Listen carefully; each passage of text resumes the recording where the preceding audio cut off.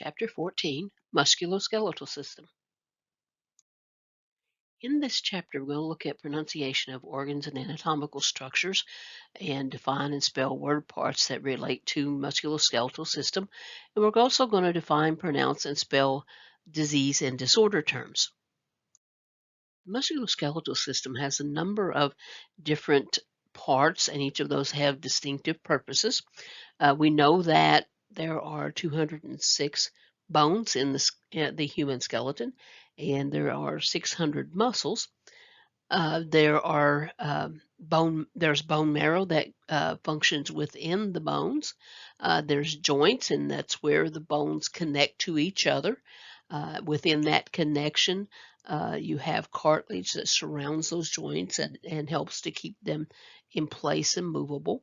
Then you have the tendons and ligaments that are also a part of that function, and you have the bursa that helps the bones move freely over their space. Functions of the musculoskeletal system involve four different points, really: movement, posture, keeping us upright, joint stability, keeping us able to move, and then heat production. Looking ahead a little further, the skeletal system is really a framework for the body. It helps to keep all of the other structures in line and in place. It protects the soft body parts, such as the brain or the internal organs, such as in the abdomen, the stomach, the intestines, the heart, all of those structures. It also stores calcium, and calcium is used for a number of purposes within the body, but it also keeps us, again, stable. It also protects and supports the bone marrow, and that's important for the production of blood cells. But since we are constantly losing those cells constantly dying off, and we need new ones, it's a constant pattern of replacing those cells. So that's a very important part. The organs and structures of the system work together to protect, support, and move the body as well. So three different areas that the musculoskeletal system actually does is it protects, such as those internal organs again. It supports, it keeps our different organs, structures in place. And then movement, it helps us to move, to walk, and to run, to do all the things that we would do physically. This is an anterior or front view of the skeleton in the anatomical position that we talked about previously. These are the primary structures that you would look at in those in any healthcare program. If that's your pathway, you really want to know these at least, because there's, like we said before, there's 206 bones. These are just key bones in that area. Not that there's any that aren't important, but these are probably, if we could say most important, that would be what's in this grouping. So it's important to know those. And this, of course, is the posterior back view of the skeleton in, again, the anatomical position. You've seen some of the parts from the front of the skeleton, and they will look pretty similar to the back. Some, however, will be very different front to back. So it's important to kind of know that again, especially if you're going to look at going into healthcare. This is a view of a knee joint, and we could take any number of joints and diagram those out and look at them. But one that we see very commonly looked at is the knee, because it is responsible for a lot of function of the body and support of the body, especially when we're walking or moving, which is a very basic movement of the body. When you look at each of these parts that's diagrammed, these are all key components. When we talk about things like arthritis in the knee, we would see things like the synovial membrane narrowing and basically disappearing, the meniscus maybe disappearing or tearing, the articular cartilage gets torn away or worn away.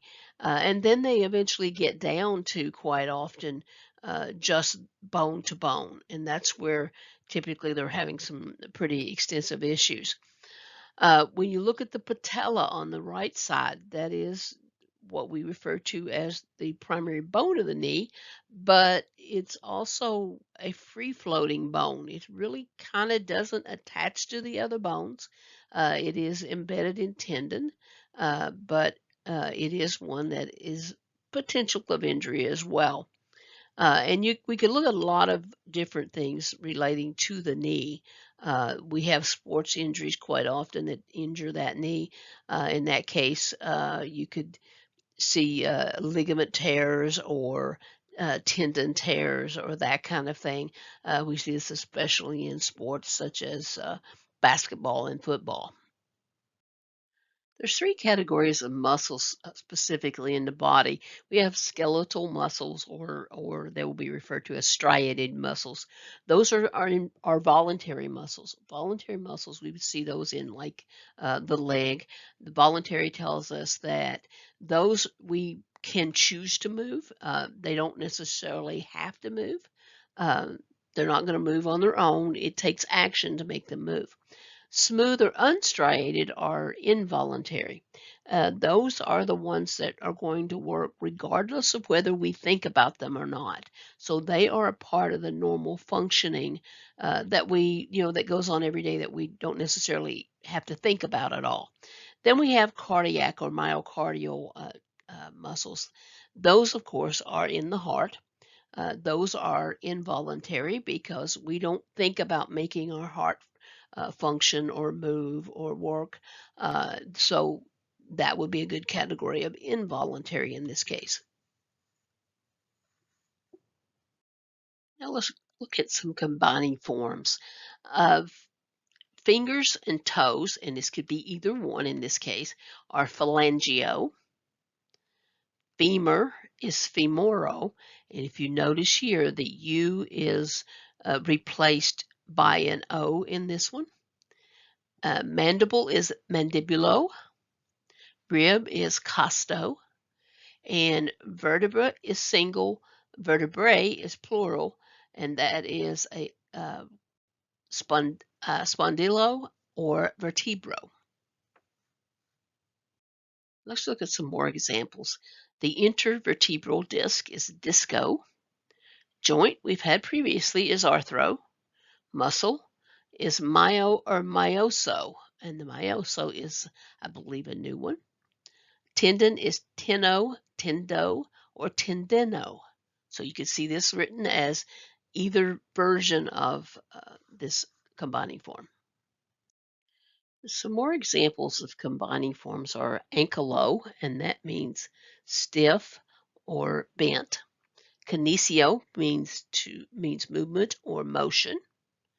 Kypho means hump, and this is typically referring to the back. Lordo is bent forward, and sarco means flesh or connective tissue, and I believe we had that one earlier in the course. And I believe with the prefixes you've seen most, if not all, of these before, so the good thing is that makes them just review rather than learning new. But the prefix dis means painful, abnormal, difficult, labored. Inter means between, excuse me. Intra means within. Supra means above. And sim or sin, difference just being whether it has an ilm or an in, means together or joined. And just kind of throw in some words here that goes with some of these. If you look at during the Olympics, there's in Summer Olympics, there's a swimming competition that is a synchrony of swimming, and synchrony in this case means there's at least two swimmers that are moving together, making exactly the same movements at the same time. So in this case, the word used there and the word part here, prefix here, are meaning the same thing. In examples of suffixes, we have asthenia, which means weakness, desis, and that means fusion or surgical fixation. Physis, which in Greek means to grow, and most commonly this would be referring to the epiphyseal plate.